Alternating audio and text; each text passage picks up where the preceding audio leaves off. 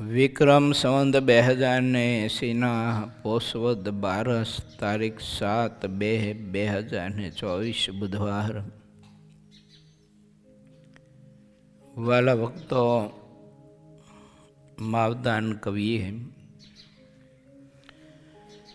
ભાવસાગર તરવા માટેનો આપણને સૌ કોઈને ખૂબ જ શ્રેષ્ઠ અને સરળ ઉપાય બતાવ્યો છે, પરંતુ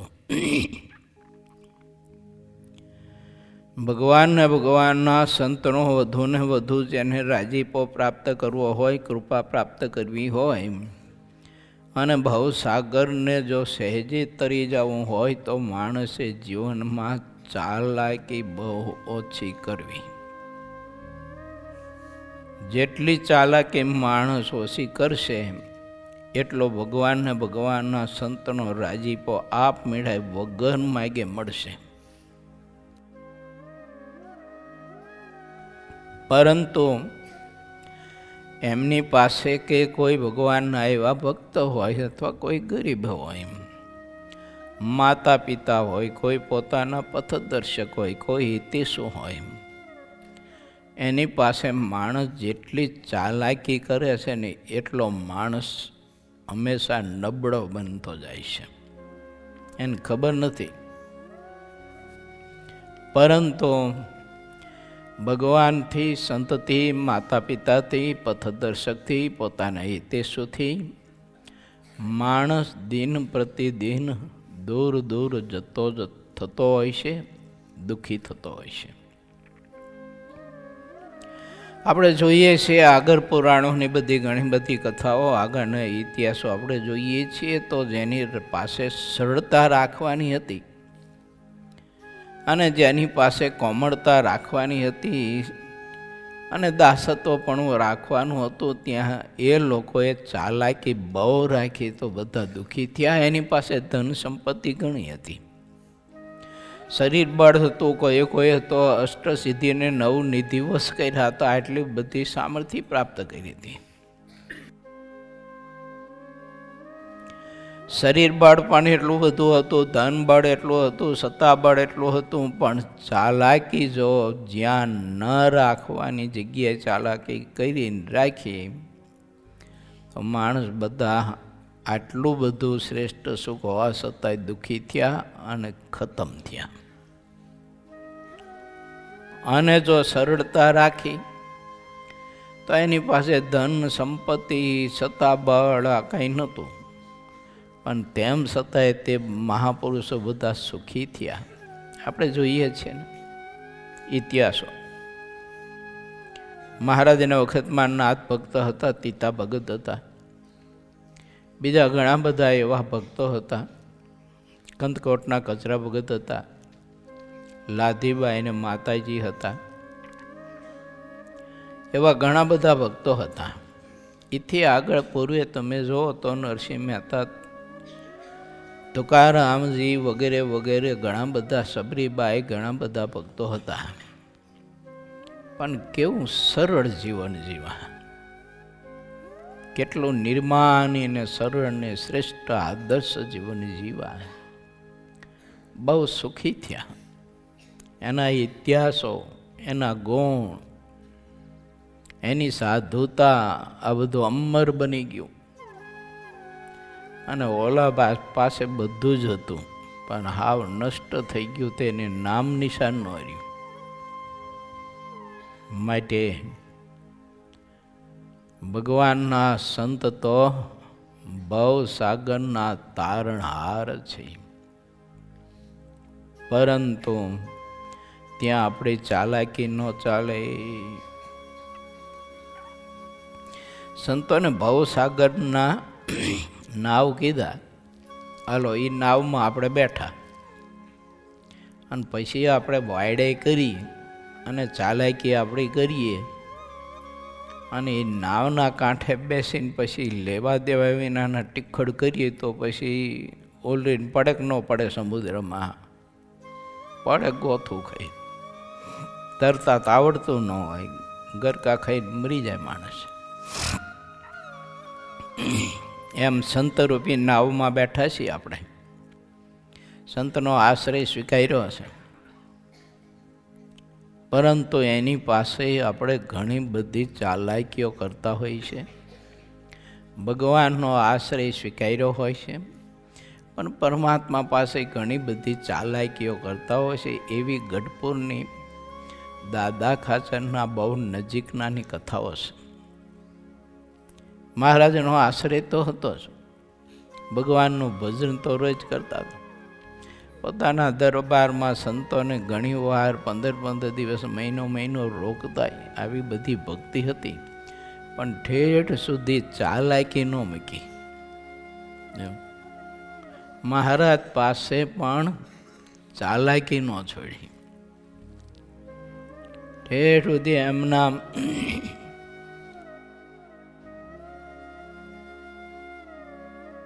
ચાલાકી રાખી અને જીવન એવું જીવાય તો જેવો રાજીપો દાદા ખાચર ઉપર હોય એવો રાજીપો ચાલાકીવાળા ઉપર થોડોક થાય. દયાળુ છે ભગવાન, એટલે જીવનો મોક્ષ બગડવા ન દે, પોતાના ધામમાં તો લઈ જાય. પણ દાદાને જેવું સુખ આવે,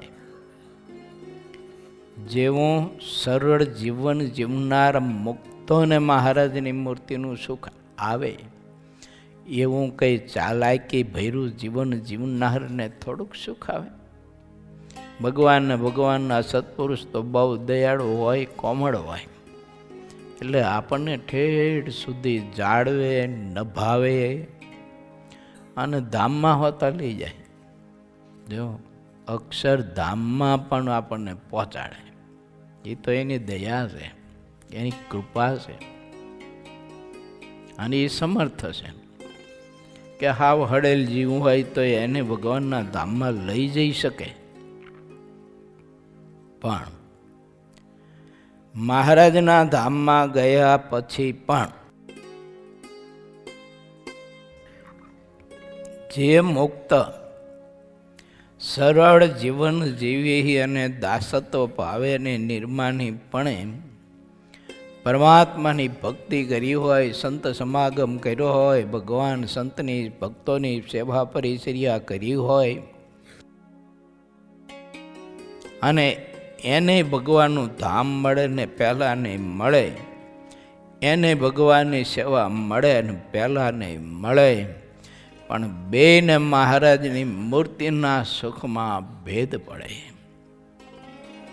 ઠાકોરજી કંઈ એને કંઈ ઠેસ ન મારે, જો હડસેલી ન મારે, સ્વીકારે. કેમ? તો કે મારા મુક્ત અહીં મોકલો છે ને, મારો મુક્ત આને અહીં લાવ્યો છે, એટલે મારે એની ખાતર નહીં, પણ મારે મારા મુક્તને લઈ અને આને અહીંયા મારી સેવામાં રાખવો જોઈએ. એટલે ઠાકોરજી રાખે.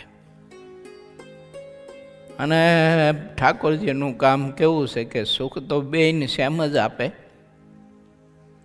પણ ઓલો બિચારો ડાયાબિટીસના દર્દવાળો છે, એટલે હવે એને કંઈ સુગરવાળી કોઈ પણ મીઠાઈશ એ કંઈ એમાં સુખરૂપ ન થાય ને. ઠાકોરજી પીરશે તો બેયને. જો શેરે હે શેર ઘીનો મોતયો અને શેરે હે શેર ઘીનો મોહનથાળ, બેયને સરખો જ પીરશે. પણ ડાયાબિટીસના દર્દવાળો બિચારો ખાય તોય પીડા થાય, ન ખાય તો એને લાલચની પીડા રહે. જો અને નિરોગી તંદુરસ્ત શરીરવાળો હોય ને એ જમે ત્યારે એને બહુ જ આનંદ અને સુખ આવે. આવી રીતે ભેદ પડે મહારાજની મૂર્તિના સુખમાં. મહારાજ તો બેન સરખું સુખ આપે, એમાં કોઈ વિષમતા નથી. પણ એક દર્દી છે, એક તંદુરસ્ત શરીરવાળો છે, નિરોગી છે. એમ તો નિરોગીને જેવું સુખ આવે એવું કંઈ રોગીને સુખ ન આવે. વસ્તુ તો ખાવાની એના એ છે, દાળ ભાત છે, ભાખરી રોટલી શાક જ છે, અને બાજરાના રોટલાની ઊંધિયું છે. પણ રોગી હોય એને સુખ પૂરેપૂરું ન આવે, પછી ભૂખ્યો એટલે ખાય તો ખરો, પણ નિરોગીને જેવું સુખ આવે ને એવું ન આવે. માટે આપણે નિરોગી ભક્તિ કરવી, નિરોગી જીવન જીવવું ને નિરોગી સાધુતા કેળવવી અને નિરોગી આપણે વિચારો રાખવા કે એમાં કોઈ પ્રકારની કુટિલતા નહીં, એમાં કૂટનીતિ નહીં. થોડી ઘણી પણ આપણે જો એમાં ચાલાકી રાખશું તો અંતર્યામી બધું જાણે છે કે આ ભોપા ભાઈ ખરેખરી ચાલાકી રાખે છે. ઠીક છે, હવે એને ખબર નથી પણ મને તો ખબર છે. જો એને એવું છે કે મારી ચાલાકી કોઈ જાણતું નથી, એ તો ભોપા ભાઈને ખબર નથી. પણ ઠાકોરજી વિચારે કે મને તો ખબર જ છે. એ ભોપા ભાઈ જરાક ચાલાકી ઓછી કરો અને સરળ જીવન જીવો, ભગવાનના સંતના ભક્તના દાસ થઈને રહો, સરળ જીવન જીવો.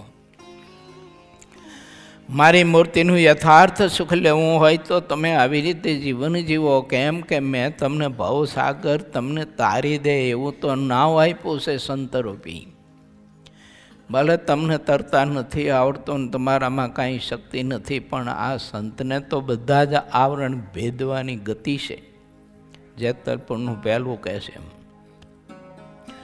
એવા બ્રહ્મવેતાને વિશે હેત કરવું, એવા બ્રહ્મવેતાને વિશે પ્રીતિ કરવીને આત્મીયતા કરવીને જીવ જડી દેવો. શા માટે?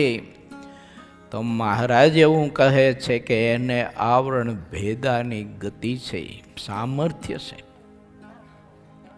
ભગવાન શ્રીહરિની મૂર્તિના સુખના પામવાના માર્ગે ચાહે એટલા જીવતા કે શરીર છૂટ્યા પછી આવરણો આવતા હોય તો તે આવરણોને મહાપુરુષો ભેદી દે. મારા તમારાથી ભેદાય નહીં, અઘરું પડી જાય આપણને. જો એક જ આવરણ, ચાલો રસાસ્વાદનું, એક જ આવરણ રસાસ્વાદનું પણ નથી ભેદી શકાતું. ભજન તો ખૂબ કરતા હોય, ધ્યાન ખૂબ કરતા હોય, અનુષ્ઠાનો વગેરે વગેરે ઉપાસો કરતા હોય, તપે કરતા હોય, શાસ્ત્ર અધ્યયન ખૂબ કરતા હોય, સેવા પરિચર્યા તમે જો તો શરીર તૂટી જાય એટલું કરતા હોય, પણ એક રસાસ્વાદનું આવરણ નથી ભેદી શકાતું. તે રસાસ્વાદને કારણે પણ ઠાકોરજીને અર્થે આવેલું હોય તે પોતે ઓહિયા કરી જાય. જો ઠાકોરજી અર્થે આવ્યું હોય તે પોતે ઓહિયા કરી જાય. ઘણા બધા એવા પ્રસંગો બને, ઠાકોરજીને થાળ લઈ ગયો હોય પૂજારી, પછી ડેરામાં તો પૂજારી સિવાય કોઈ હોય નહીં, તો ઠાકોરજીના થાળમાંથી પછી ઓલું ચટણી કે ભજીયા કે એવું પોતાને ભાવતું વસ્તુ હોય ને તે ઠાકોરજીને ધરાવ્યા પહેલાં ઠાકોરજીને થાળમાંથી કાઢીને ખાઈ જાય. અને પછી થાળ વારીને આવે ને કોઈ કે એ આમાં ગોટા કેમ ઓછા થયા, તો ઠાકોરજીએ પરચો આપ્યો કે ઠાકોરજી જમી ગયા ને પરચા વારી અને બે ધોકા જ મારવા જોઈએ ને કેડ ઉપર. હાલતું થશે ને માનું મંદિરોમાંથી ખાવાની ચીજ વસ્તુની ચોરી થાય. હું છે ને એક જગ્યાએ ચાતુર્માસની કથા કરવા જતો, તે એક બહુ જ મોટા ભગત કહેવાતા, ટ્રસ્ટી મંદિરના ભગત મોટા કહેવાતા અને વચનામતના ખૂબ જ જ્ઞાની, અને વચનામતના બહુ જ પાઠ કરે ને એવા જ્ઞાની. બધા જ હરિભક્તો એવું માને, ઓહો હો ભગત તો જો કેવા મહાજ્ઞાની છે કે. પછી સંતોને જમવાનો સમય થાય ને પંક્તિ પડે ને ત્યારે ભંડારો ઉપર હતો, એટલે સંતો ઉપર જમવા ગયા હોય એટલે સંતોને કહે હું બેઠો છું, તમ તાર પરિક્રમા કરું છું, તમે જમી લો ત્યાં સુધી હું અહીં છું જ. એટલે સંતો જમવા જાય તે ઠાકોરજીના સિંહાસનમાં સિઝન પ્રમાણે કેરી હોય, સફરજન હોય, ચીકુ હોય, દ્રાક્ષ હોય, આવું બધું ઠાકોરજી પાસે મૂક્યું હોય. અને સિંહાસનની બાજુમાં જ કબાટ, એટલે કોઈ થાળ ભેટ કરે તે એને આપવા માટે મગજની લાડુડીની કોથળીઓ એમાં રહે. તે ભગત પ્રદક્ષિણા કરતાં કરતાં પ્રદક્ષિણા એક કેરી ઠેલીમાં નાખે, વળી બીજી પરિક્રમા કરે અને મગજની કોથળી પછી ઠેલીમાં નાખે, વળી પછી બીજી પ્રદક્ષિણા કરે ને થોડોક દ્રાસનો ઝુમકો હોય તો એ ઠેલીમાં નાખે. આમ પ્રદક્ષિણા ઠેલીમાં નાખતા. રસા સ્વાદનો આવરણ પણ ભેદી શકાતું નથી. ખબર છે કે આ મંદિરનું છે, સંતો ને કદાચ કે અને સંતો પાસે પ્રસાદી માગે તો સંતો ક્યાં ના પાડવાના હતા, એને સુખેથી આપે. જો પણ આ આવરણ છે, નથી ભેદી શકાતું. ભજન ખૂબ હોય, ખૂબ કરતા હોય, જ્ઞાની હોય, પણ એ જ્ઞાનથી આ આવરણ ભેદી ના શકાય મારા બાપ. એ તો કોઈ સંત કૃપા કરે, અને એ સંત આવરણ ભેદી દે તો એ રસાસ્વાદ રૂપી આપણું આવરણ ભેદાય. જો નહીતર ભેદાય નહીં. ઘણા બધા છે ને ઠાકોરજીની સેવા કરતા કોઠારમાં 51 લખવાની બીજી ત્રીજી, હા તો એમાંય સેવામાં ઘણી બધી એવી કુસેવાય કરી લેતા હોય, આડું અવડું કરી લેતા હોય પૈસાનું થોડું ઘણું આમ કે આમ. ઉત્સવ પ્રસંગો થતા હોય ને તો ઉત્સવ પ્રસંગમાં કોઈ સંતોએ કોઈને વહીવટ હોય કોઈ નાણાં કયો વિશ્વાસ હોય સંતોને, બીજું શું હોય.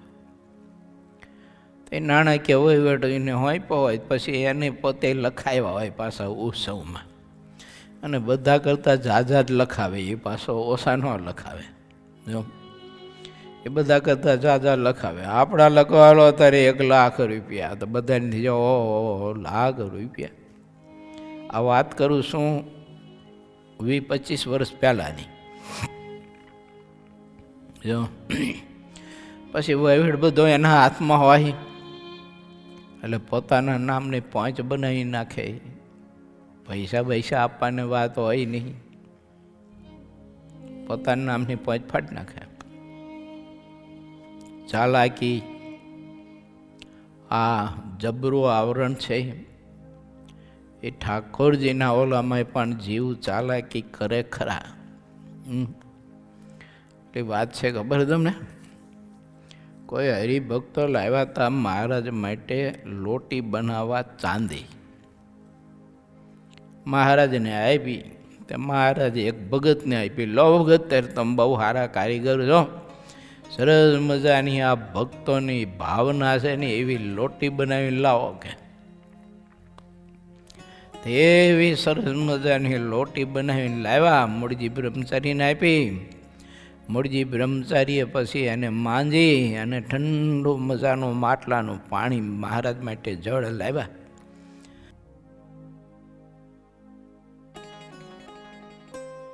મહારાજ જળપાન કરતા હતા, દાર કરી અને હાથમાં લોટી રાખીને. તે સરસ મજાની જળની ધાર મહારાજના મુખકમળમાં મહારાજ પોતે આરોગતા હતા, જળપાન કરતા હતા. તે બધા ભક્તો આચોડી દર્શન કરતા કરતા ક્રોધ થઈ ગયા. દૈનો મહારાજ, કેવી સરસ મજાની ઘાટવાળી લોટી ને કેવી સરસ મજાની પાણીની ધાર થાય છે. અરે વાહ, ધૈનો. દર્શન કરીને ક્રોધ થઈ ગયા. આ તો ઓલા ભગત જે લોટી બનાવીને લાવ્યા હતા ને એ ભેળ ભેળા બોલવા માંડ્યા, વાહ વાહ પુરુષોત્તમ નારાયણ અક્ષરધામના અધિપતિ, હે મારા નાથ નાવલિયા નાથ, વાહ પ્રભુ, તમે જે હાથમાં લોટી રાખી અને જળપાન કરી રહ્યા છો ને એ જળની કેવી સરસ મજાની ધાર થાય છે. તે મહારાજે જળપાન કરતા કરતા ઉભા રહ્યા. મહારાજ કે આઠાના ભાર ન કાઢી લીધું હોય તો આથી સરસ મજાની ધાર થાય. જો ચાલાકી.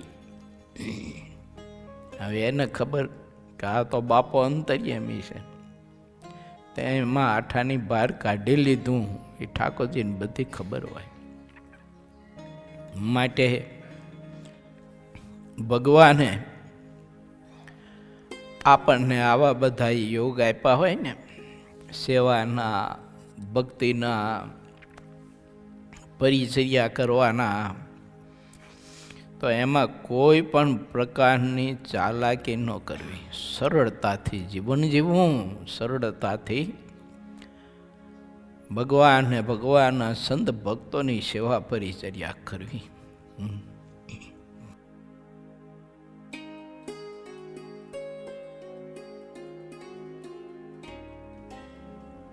ઘણા બધા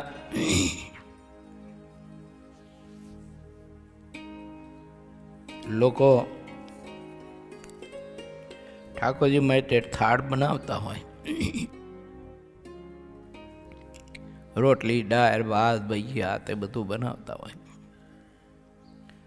પછી ચાલાક માણસ હોય ને એ શું કરે, ભજીયા તરતો જાય અને ઝારામાંથી કાઢે, એક ભજીયું સીધું જ મોઢામાં નાખે, પાછું ઝારામાંથી કાઢી સીધું મોઢામાં નાખે. આવી રસાસ્વાદના કારણે, ધન સંપત્તિના લોભના કારણે, યા તો કોઈ પદાર્થના લોભના કારણે આવું થાય. એમ અમે એક જગ્યાએ પ્રતિષ્ઠા હતી, તે આવો તો બહુ અનુભવ થયા છે એટલે કહું છું તમને. પછી અણકોડ બનાવવાની સેવામાં એક ભગત હતા, હરિભગત. અણકોડ સરસ મજાનો કર્યો. અણકોડ પૂરવાનો હતો, એ પૂર્વે એટલે આગલા દિવસે એને સારી સારી આઈટમો, ઘારી, પછી સાટા, મોહનથાળ, મોતૈયો, એ પાછો એમાં માવો નાખીને સરસ મજાનું છે ને મોતૈયાનું બધું બનાવેલું, અને ભગતનું નામ એ માવો પાછું. તે ઠેલી ભરી અને એક ખૂણામાં હંતાડીને માથે ગોદડા નાખી દીધા. જો ભાઈ એ સંતો નજરમાં આવી ગયેલું. પછી તો બીજા દિવસે અણકોટ પીરો, આ તે પીરો, બીજું થયું, બીજું ત્રીજું કર્યું બધું. પછી સંતોની નજરમાં તો હતું જ. પછી ઓલો આગો પાછો થયો એટલે એની ઠેલી લઈને પકવાન બધું તાસમાં ઠલવી અને એની ઠેલીમાં નાના નાના ઈટાળા ને એવું બધું એક ઓલા કપડામાં પોટલીઓ નાની નાની બાંધી અને હતી એમને એમ ઠેલી ગોઠવી દીધી. પછી જો અને પછી ઠેલી લઈને ગયો હોય છે, પછી શું થયું છે એ જાણે, ઠાકોરજી જાણે.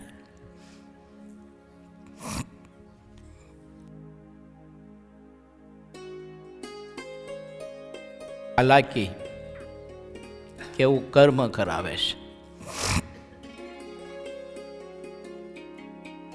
અને એક ગામમાં અમુક લોકોની ચાલાકી જે કર્યું હતું ને કર્મ, એ તો મારે તમને કથામાં ન કહેવાય.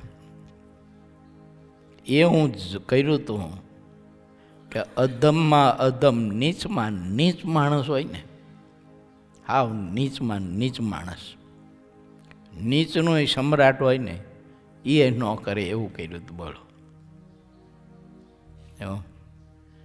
અને અત્યારે આ કથા આપણે લાવી જાય છે ને એટલે ન કહેવાય તમને. હું ત્યાં કથા વાંચવામાં હું હતો, કથા વાંચતો હતો, પ્રતિષ્ઠાનો પ્રસંગ હતો. તમે એકલા હશે તો કહીશ તમને કેટલી ખતરનાક પ્રકૃતિ છે ચાલાકીની. એટલે સરળ જીવન જીવજો ભગવાન ભગવાનના સંત ભક્ત પાસે. કોઈ પ્રકારની ચાલાકી કૂટનીતિ નહીં રાખીએ આપણે. બોલવાનું જુદું, કરવાનું જુદું, એવું નહીં.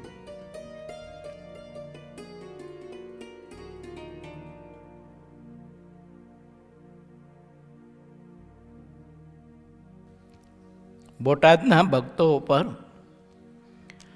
ભગવાન શ્રીહરિને અધિક રાજીપો કેમ હતો?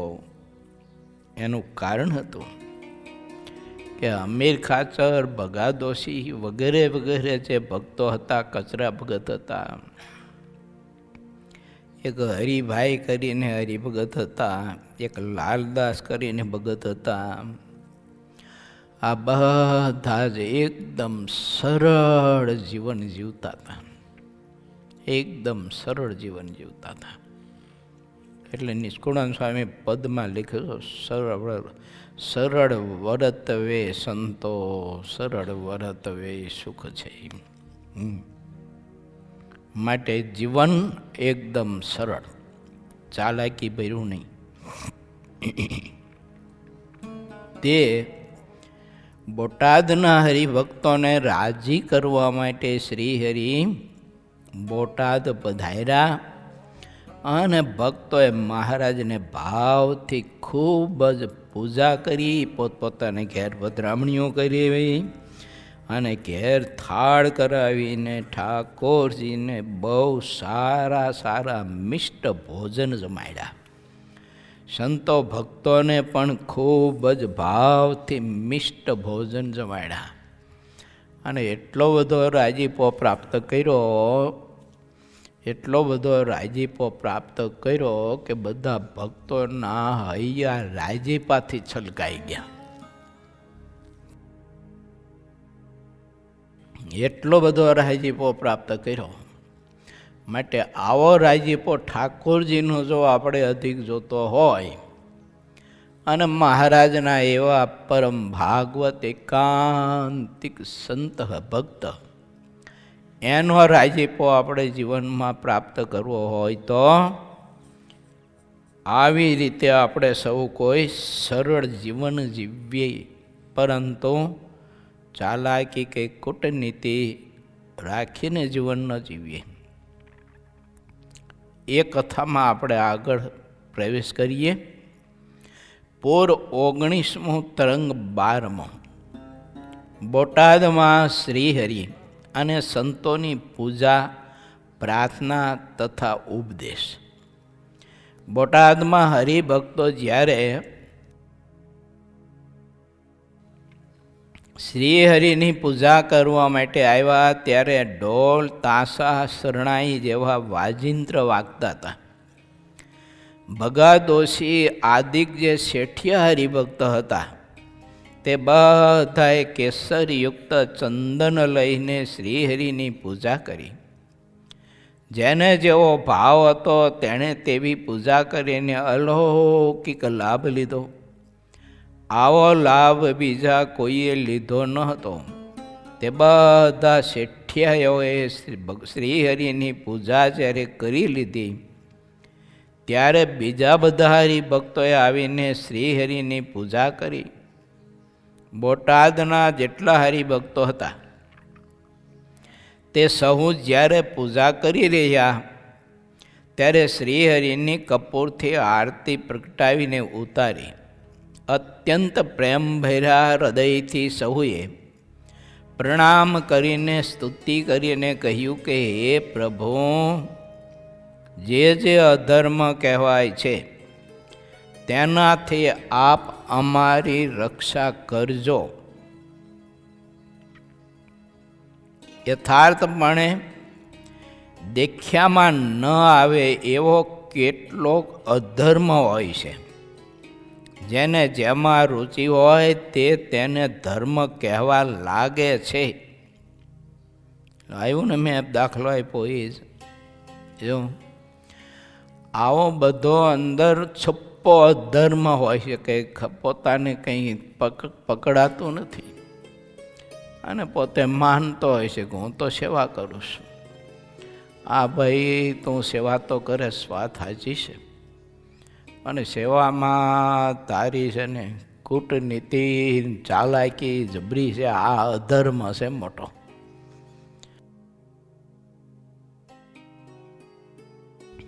માટે આ અધર્મ છોડી દે તો ઠાકોરજી બહુ રાજી થશે.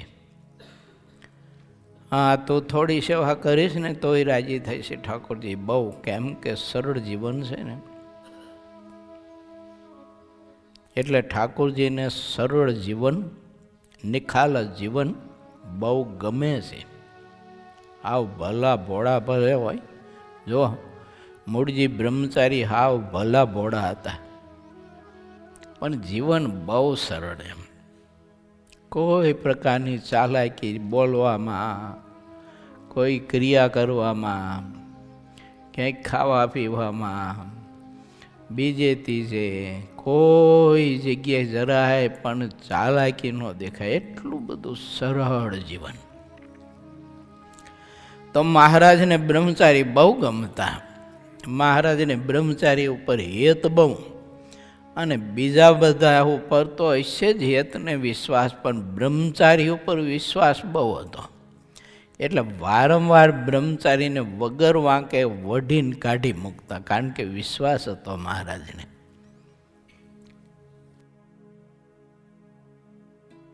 મહારાજને પૂરેપૂરો ભરોસો ને વિશ્વાસ હતો કે આને ગમે તેમ વઢીને ખીચીને કાઢી મૂકીશ તો એ આ મારો આશ્રય નહીં છોડે. આશ્રય તો નહીં છોડે, પણ એને કોઈ દિવસ અભાવ અવગુણે નહીં આવે મારો, આવો ભરોસો હતો, વિશ્વાસ હતો.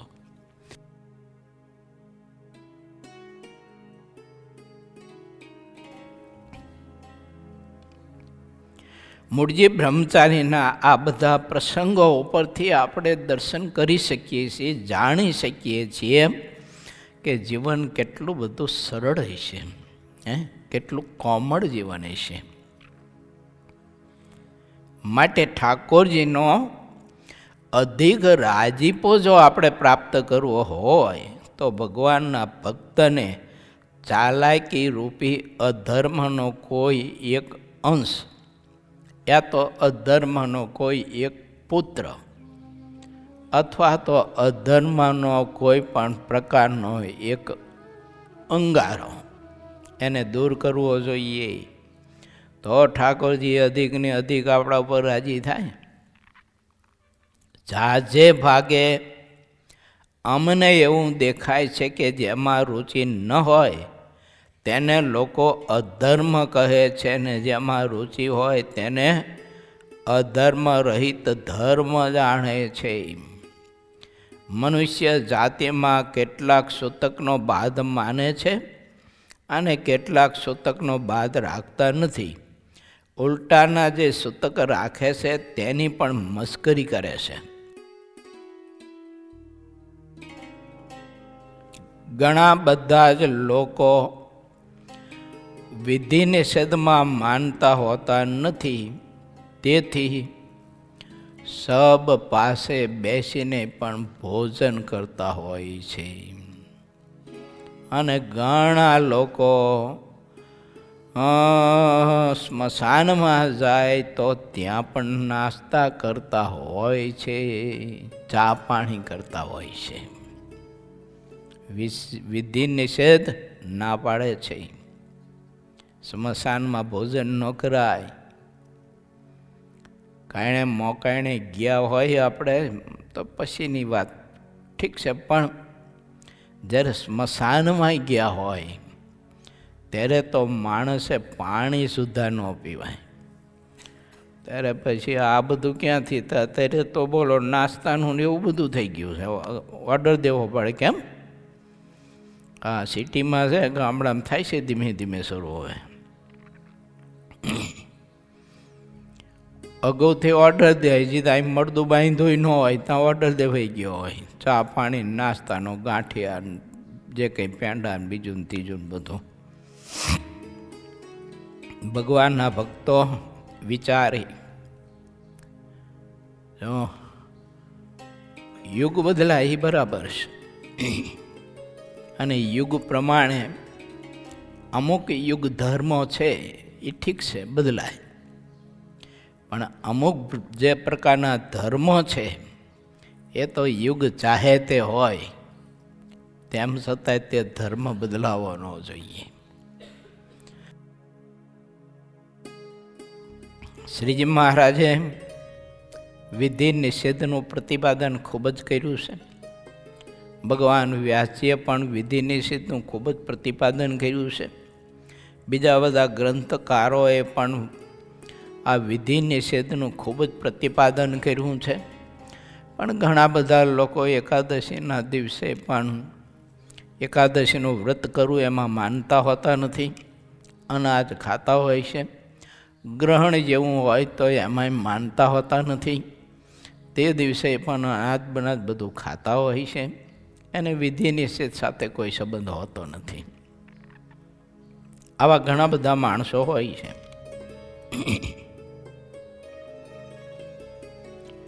કેટલાક દેશમાં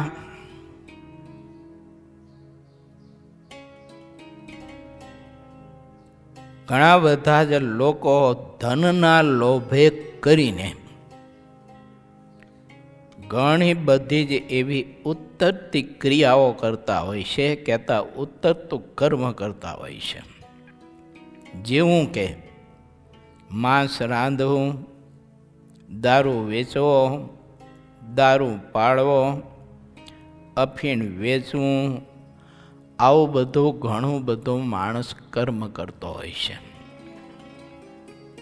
ઉચ્ચ જ્ઞાતિમાં જન્મ હોવા છતાંય પણ એને આવું કર્મ કરવામાં કોઈ સંકોચ નથી થતો, એને કોઈ પ્રકારની શરમ નથી થતી. કારણ કે ધનનો લોભ છે ને, પૈસાનો, તે આવું બધું કર્મ કરાવે છે. ને ભગવાન વ્યાસજીએ દ્વાદશ સ્કંદમાં કળિયુગના ધર્મો જે લખ્યા છે ને, એમાં આ બધું લખ્યું છે. કળિયુગમાં ઉચ્ચ જ્ઞાતિમાં જન્મ પામેલા લોકોએ પણ માંસાહારી થશે, અને જીવતા પશુઓને મારીને એનું માંસ રાંધશે ને માંસ વેચશે. આવું ઘણું બધું લખ્યું છે.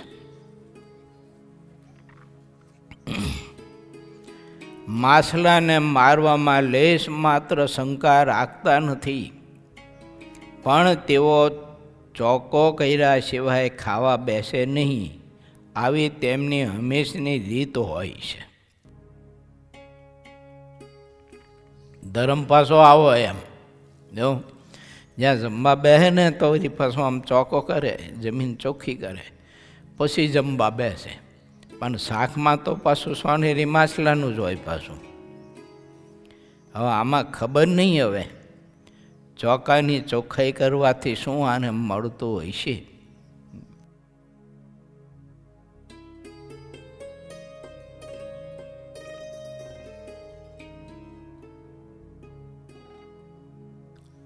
જેટલા દેશો છે તે બધામાં ધર્મની રીત જુદી જુદી છે, અને સૌ મનુષ્ય તેમાં ધર્મની દૃઢ ભાવના કરીને ગુલતાન રહે છે.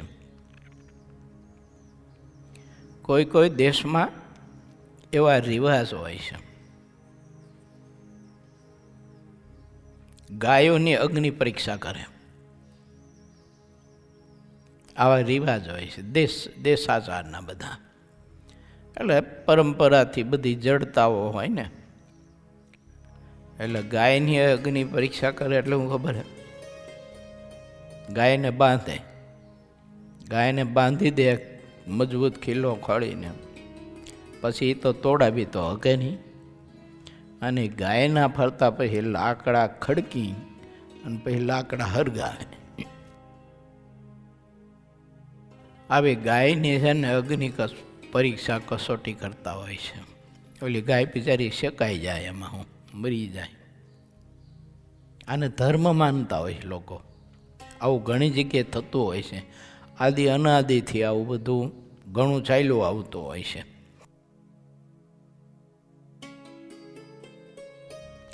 બધા દેશની અને ધર્મની એક રીત મળતી આવતી નથી. જેને દ્રઢ સત્સંગ થાય છે તેને યથાર્થ રૂપમાં ધર્મ જેવો છે તેવો દેખાય છે.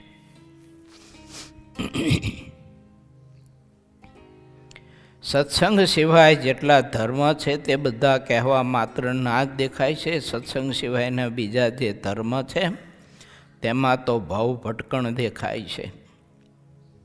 આ બધું રહ્યું ને ભગવાનના એકાંતિક સંતના સમાગમ વિના અને એવા એકાંતિક સંતની સાથે જોડાયા વિના બાકીનો બધો સમાજ છે એની મનમાયના ધર્મ નક્કી કરીને વર્તતો હોય છે.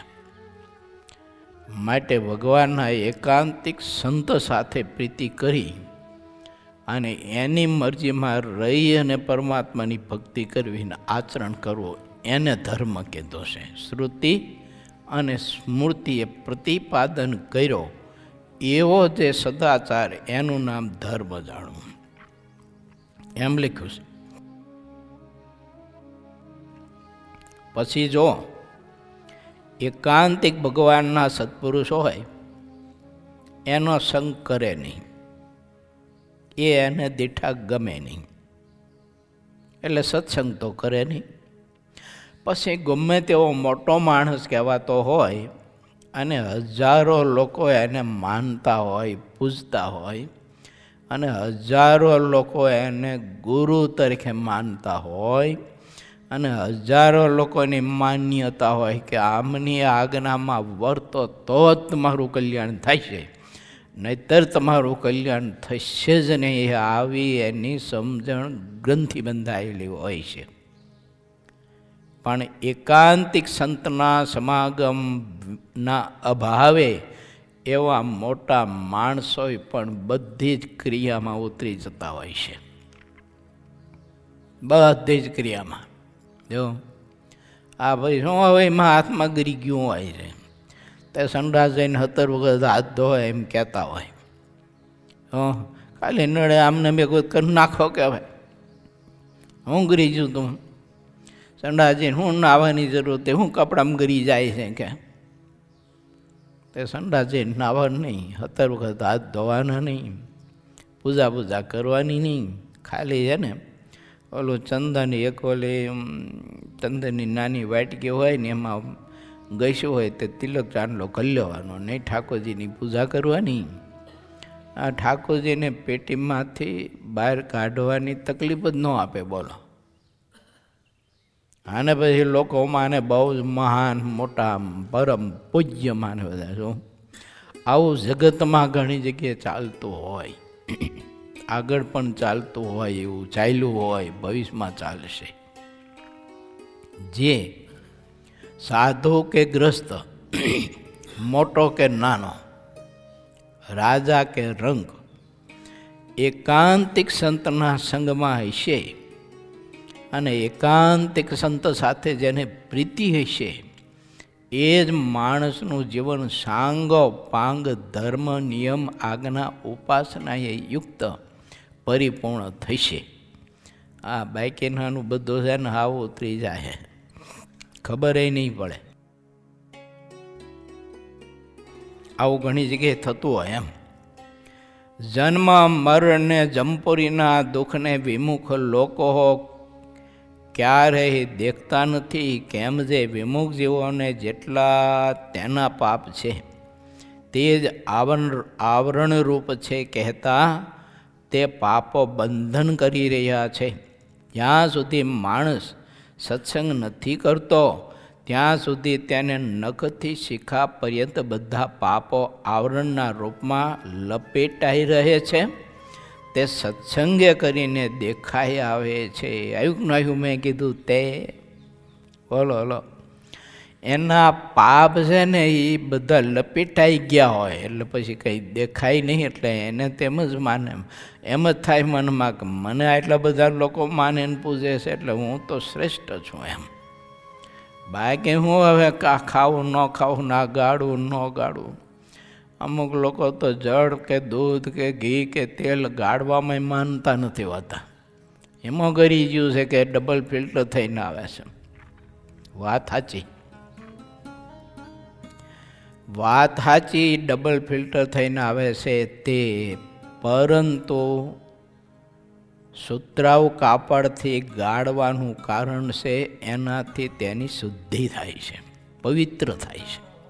સમજાય છે? સુતરાઉ કાપડથી દૂધ, પાણી, બીજું ત્રીજું આપણે ગાળીએ ને એટલે તે પવિત્ર થાય છે.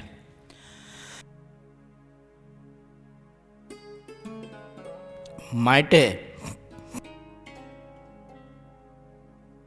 આ બધા વિધિ નિષેધ જે કંઈ બતાવ્યા છે ને એમાં આપણી ચાલાકી ન વાપરવી, બુદ્ધિ ન વાપરવી. ગાળવું એટલે ગાળવું. આપણા સંતો ગામડે ફરતા હતા, મોટા સંતોની વાત છે. મને મોહન ભગતે આ વાત કરેલી. તો એક જણો દૂધ પાકની રસોઈ હતી, તે દૂધ વેચવાવાળું દૂધ લઈને આવ્યો. તે મોટી માટલી ભરી હતી દૂધની, 20-25 લીટરની.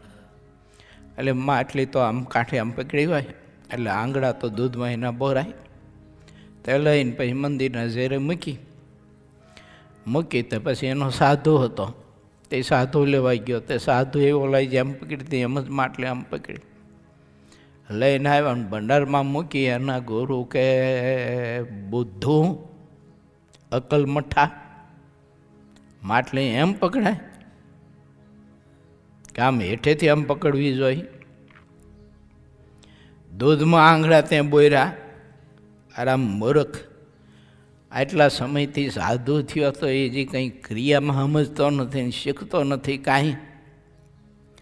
એના ગુરુને ઓલો સાધુ કે ઓલો દૂધ લાવ્યો એને કોને, એને આમાં આંગળા બોરીને કાંઠે પકડ્યું હતું. ત્યારે એના ગુરુએ કહ્યું કે એ તો એ છે, પણ તું તો એલા સાધુ શું? જો એલા એ તો એ છે, તું સાધુ શું કે? માટે એમ બુદ્ધિને ચાલાકી ન વપરાય. જો કે એને માટલી આમ પકડી તો મારે હું પકડવામાં બાંધો, એના કરતાં તો હું ચોખ્ખો છું, હું નાવું ધોઉં છું. તો નાતો ધોતોય નથી, એને દૂધમાં આંગળા પડ્યા, મારે હું વાંધો. એવી ચાલાકી ન વપરાય ત્યાં. મોટા પુરુષ કે એટલે પૂરું એ ધર્મ છે. જો માટે ભગવાનના ભક્તિ વિચારવું, ક્રિયા છે ને એની શુદ્ધિ રાખવી, એમાં આળસું ન થવું. નહીંતર ક્રિયા શુદ્ધિમાં આળસું થાય ને તો ધીમે ધીમે બધી જ ક્રિયા જાય આપણી. મેં કીધું ત્યાં આવી જાય, સંડાસીને હાથે ન ધોય. જો હા, હવે એમાં ઊંઘરી જાય છે. અમે પછી લોકો પાણી ન લઈ જાય, પથરાય પતાવે બધું. એમ થાય બધું ધીમે ધીમે ધીમે ઉતરતા ઉતરતા ઉતરતા માણસ હાવ ઉતરી જાય. એટલે વિધિ નિષેધનો માર્ગ જે છે આ તે બધું કરવાનું, સોળે બોળેનું તે જાળવવું. જો અને એમાં અતિશય યુક્તિ પણ ન કરવી, એ સમજવું પાછું. આ ઘણા બધા સોળે બોળેમાં પાછા અતિશય યુક્તિમાં બહુ જતા હોય છે, તો એ નકામું છે. માપે રહેવું. મજાની કથા છે.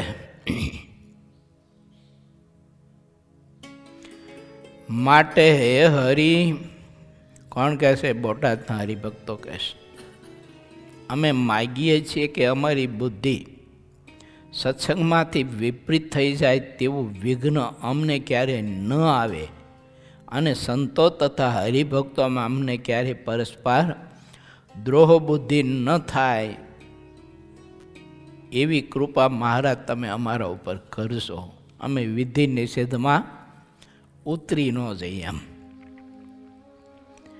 દિવ્ય ભાવરૂપી સમજણની આવશ્યકતા જ્યારે હરિભક્તોનો અભાવ આવે છે ત્યારે તેમનો દ્રોહ કરવાનો ભાવ થાય છે, અને જ્યારે દ્રોહ કરવાની ભાવના થાય છે પછી તે સત્સંગમાં ક્યારેય ટકી શકતો નથી. ત્યારે શ્રી હરિ બોલ્યા કે આવી બાબતમાં તો સમજણની ઘણી જરૂરત રહે છે. માટે ભક્તો એકાંતિક સંતનો સમાગમ કરી અને આવી સમજણ કેળવજો. અમીર ખાચર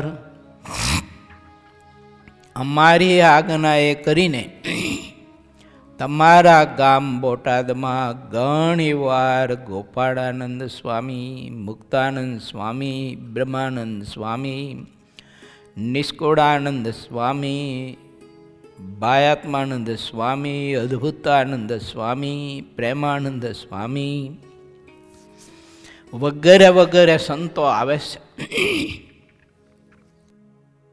તો તે સંતોનો તમે મન કર્મ વચને કરીને ખૂબ જ સમાગમ કરજો, અને સંતો જે બતાવે તેને સત્ય માનજો. જેને જેટલી સમજણમાં કસર રહે છે તેટલું તેને વિઘ્ન રહે છે. જ્યારે સમજણમાં કોઈ જાતની ખામી ન રાખે ત્યારે તેમને ક્યારેય વિઘ્ન આવતું નથી. હરિભક્તોમાં જેટલું વર્તન સરસ હોય, જે નિષ્કપટ અને નિર્દંભ હોય, અને જેની બુદ્ધિ માન ને મત્સર દોષથી રહિત દેખ્યામાં આવતી હોય, વળી બીજા સંતો અને હરિભક્તોને જે દિવ્ય રૂપે દેખતા હોય અને તેમાં જે મનુષ્ય ભાવ દેખતા ન હોય, આવા હરિભક્ત સર્વશ્રેષ્ઠ છે.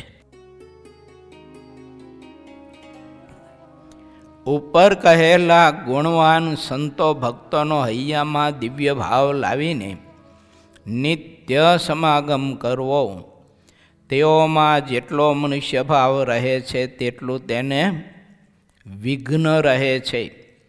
જેને જેટલો મનુષ્ય ભાવ રહે છે તેનાથી તેટલો દ્રોહ થાય છે, અને દ્રોહ એવી ચીજ છે કે તે માણસને સત્સંગથી દૂર ધકેલી દે છે.